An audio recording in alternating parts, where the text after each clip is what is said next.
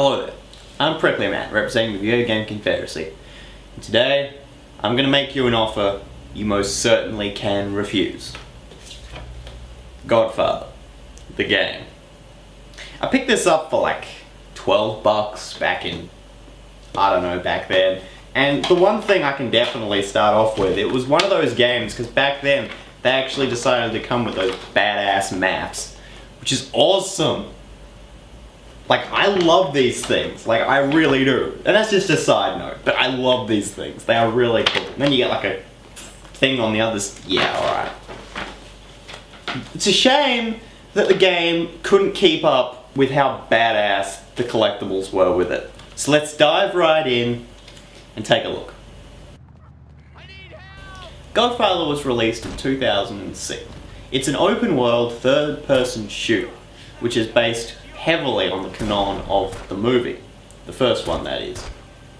It's set in New York, on the backdrop of the Five Families War that's set out in the movie. And you know what? It actually follows it pretty well. The problem is where the shooting mechanics are horrible, the graphics are kind of okay, the animations are disgusting, driving is shit, and the gameplay absolutely makes you want to hurl. Yeah. Well, I guess we might as well start with the thing that connects this game most with the movie. The plot of the movie. For the most part, it actually does follow the plot pretty well. I mean, they shove a few extra missions in there and a few extra characters, we'll get to those in a sec, but besides that, it actually follows it pretty well. But as I said, there are a couple of extra characters and missions and all that thrown in because, you know, it's a game, it has to be at least a little different. But there are also a couple of flaws in the plot itself. And that's really only really two, and they're minor, but you know what? I'm gonna rubbish on about them anyway, because the rest of it's such good following of the plot that they shouldn't have fucked up at all. So the first is the assassination of Bruno Tattaglia. That was done at 4 o'clock this morning before Michael shoots Sollozzo, because the shooting of Bruno Tattaglia and Sonny getting all mad was kind of the catalyst for Sollozzo getting killed by Michael and all that shit. So when it happens after in the game, it makes me feel kind of weird and stupid and something's clearly wrong. So that's bad. Then the second part is with Tessio. So like, instead of just shooting him in the car or something, they lead him to Tessio's restaurant in Brooklyn, where they lead him in so they think that it's still going on so they can shoot a bunch of random gangsters, but then Tessio runs away and hides in between a bunch of normal gangsters with the Barzinis, and then you have to shoot them all and then shoot Tessio, and it actually accomplishes nothing except probably getting you killed if you fucked up. So it's literally the dumbest thing ever and there's no reason for it. The other thing is that they shove in a few extra characters, and that's fine, but they do it horribly. So you've got really two new characters. You've got Monk Malone, who's your friend in the gang. You've got the player, you've got the player character as well, and you've got Monk Malone's sister. So the player character is inserted just like, you're just kind of shoved in. Like, you're just shoved in. Like, imagine any scene from The Godfather. Imagine any scene and you've just got your player character kind of standing there and participating. And that's pretty much it. Monk Malone is your friend, and you see him only a few times. And this is where the extra characters start coming unstuck, because you see him a few times. So you see him a couple of times at the beginning of the game, then he gets shot, and you don't see him for a while. And then you see him when his sister gets killed, and then you see him when he turns into a traitor and you kill him with absolutely no emotional ending at all. And then there's the sister, which is your love interest, by the way, and that one, you see her once when you save her, once at the hospital, then you move in with her, and then she gets killed. And that's literally all the times that you see her in the entire game. Rescue, hospital, move in with, kill. You don't kill her, but that's still like the shortest romance I've ever seen in a game ever. So to sum it up, they do the story pretty well, but then there's some things which are shit. So, Besides for recapping the plot of the movie, the other part of the game is extorting the businesses and taking over the warehouses and taking down the rest of the 5 families. And that's pretty much it. You've got the main missions, you've got some side missions which are just hits, which are okay I guess, and then you've got the businesses. And the whole businesses thing is the main part of the game. Now, there's like over 100 businesses to take over, and some of them also have rackets behind them, so it's another business you get to take over. And that's actually that's a pretty solid piece of content. The problem is that most of them are exactly the same building, where you have to do exactly the same thing, and if you mess it up, you've got to wait like an hour in real time until you can try again. And as I said, it's repetitive as fuck, so you don't want to do it. Like, you really actually kinda don't want to. I mean, it's amusing, you just get to shoot some gangsters and that's it. But you really don't actually want to. It's just a joke. And then the whole thing is you've got the warehouses and the hubs and the compounds. So the warehouses are like bigger businesses, but they're warehouses, and the hubs are just bigger warehouses, and the compounds are like the family's homes that you go blow up. Okay, fine, but again, it's just another excuse to shoot gangsters. There's nothing really behind it, you just shoot gangsters. That's it. So essentially, besides for the main missions, the rest of the game's just a farce. Keep going with the gameplay. It's just all out of whack. I mean, the shooting's more of a problem, but the driving's also a huge problem. If you rear-end someone, you will totally stop and they will do nothing.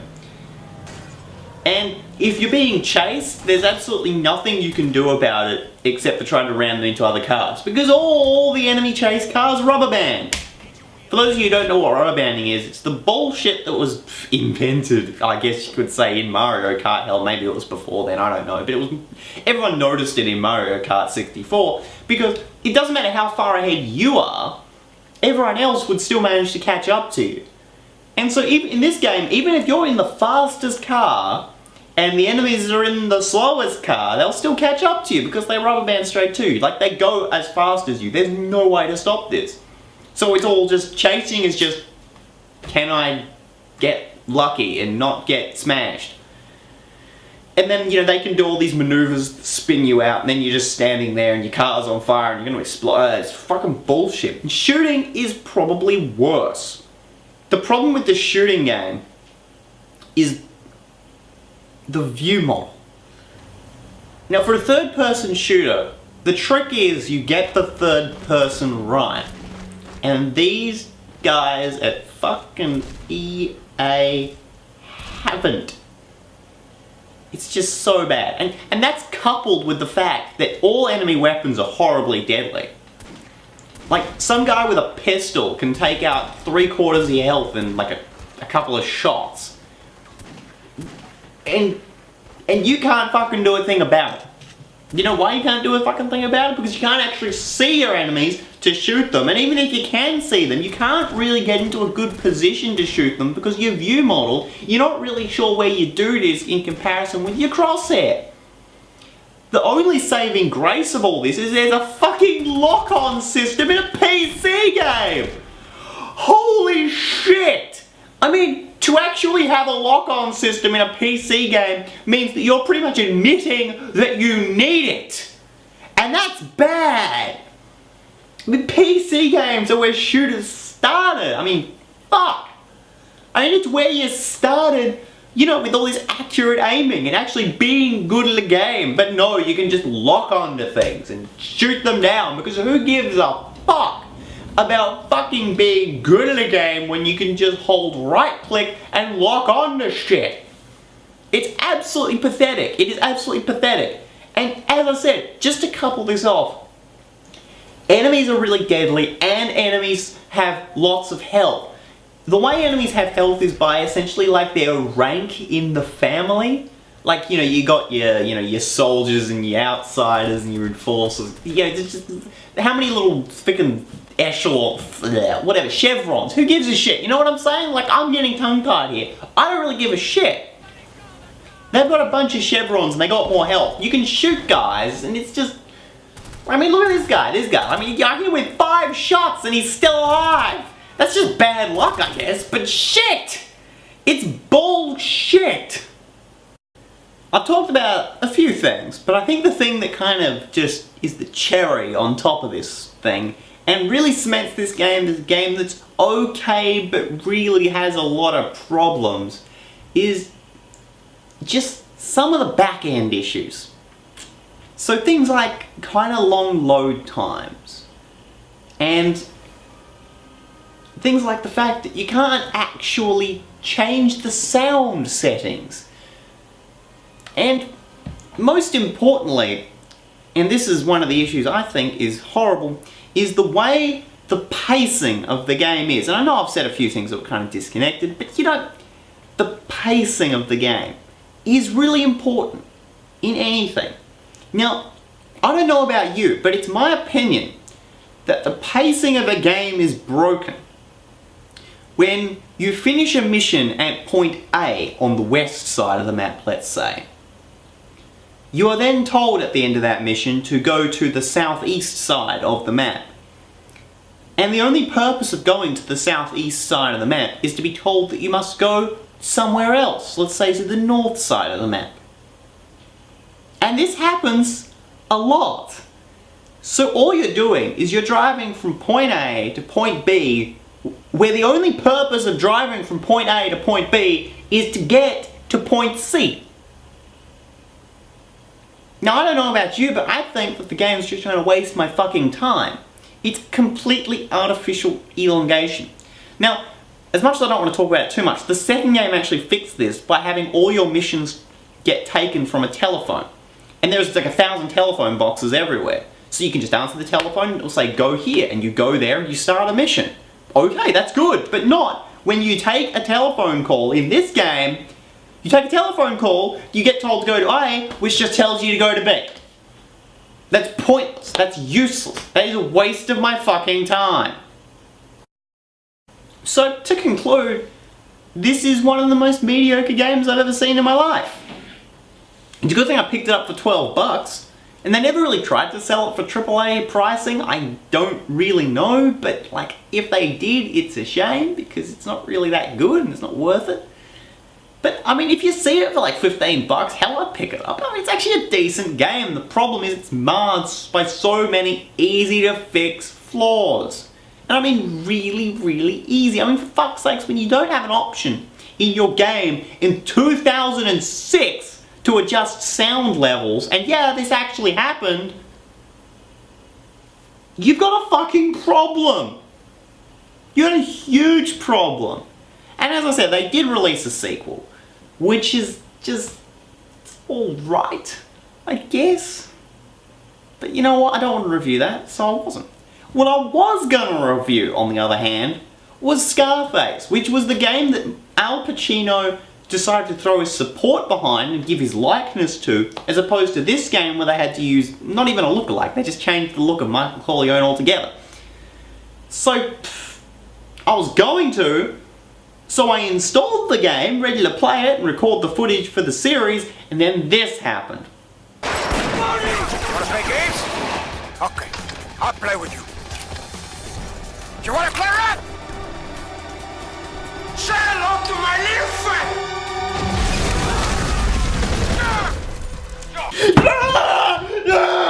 Shut!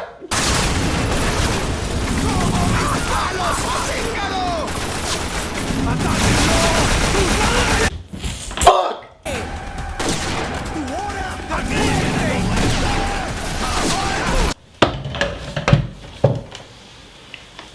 And that's why I'm not reviewing that game.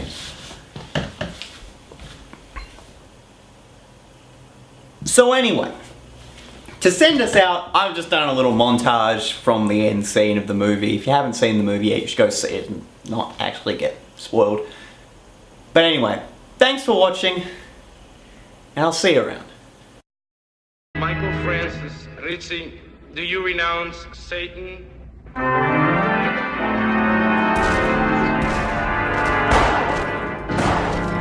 I do renounce him.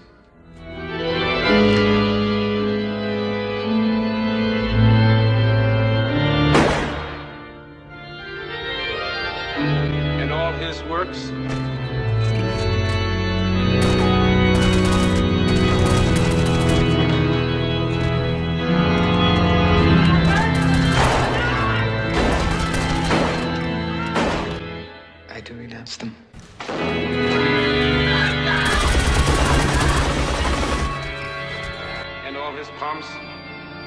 I do renounce them.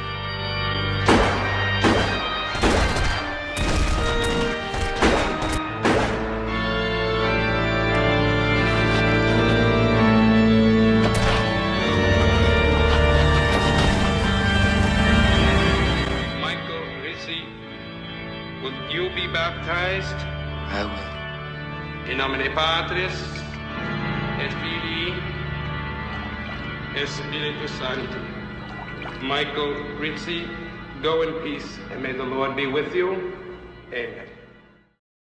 Many of these plots are extremely violent, such as releasing a dog into their cage or bumping a shotgun into place so that a hole can be blasted through their head. It's extremely crude and violent.